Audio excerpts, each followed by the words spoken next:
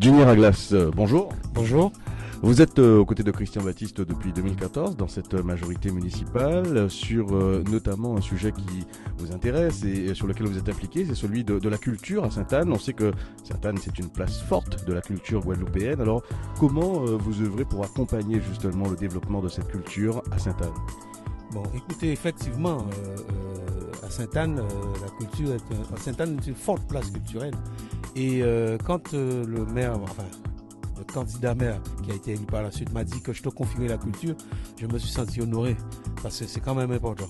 Il ne faut pas oublier que la culture, c'est ce qui différencie un peuple de tous les autres peuples. Et nous, à Sainte-Anne, on est conscients de ça.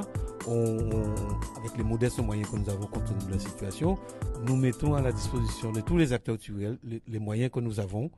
Nous impulsons aussi des démarches pour faire en sorte que notre culture soit préservée et transmise. Alors comment ça se passe? Il y a du relationnel forcément avec les associations, les porteurs de projets, vous les rencontrez, vous êtes à leur écoute? Oui, on rencontre les porteurs de projets, les associations qui œuvrent dans le milieu culturel les rencontrent aussi.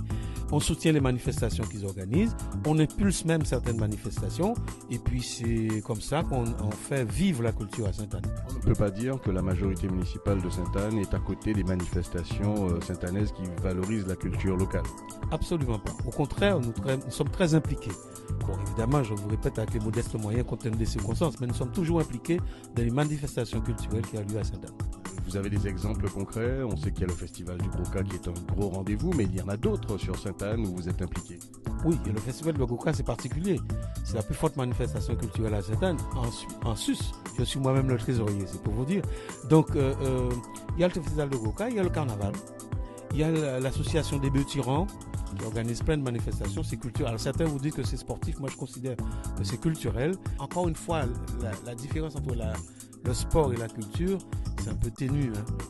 Quand une association fait la marche, culture ou sport? Je pense plutôt que c'est sport. Puis la quadrille aussi.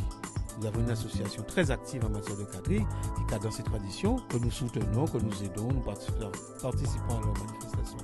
L'idée, c'est de développer la culture locale, guadeloupéenne, et vous n'êtes pas fermé non plus aux autres projets qui ouvrent l'image de Sainte-Anne à travers sa culture. Absolument pas. Nous sommes conscients qu'il y a des cultures à travers le monde.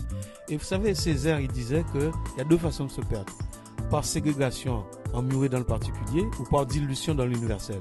Nous ne voulons pas nous diluer dans l'universel, mais nous ne voulons pas non plus la ségrégation non plus dans le particulier.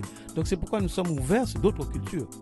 Aujourd'hui, le citoyen satanais peut avoir accès aux services culturels de la mairie, aux élus chargés de cette délégation pour amorcer des projets.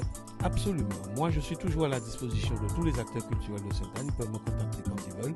Ensuite, on a un service d'action culturelle. Il y a une directrice responsable. Et puis, on répond aux demandes des associations ou des individus aussi qui organisent des manifestations.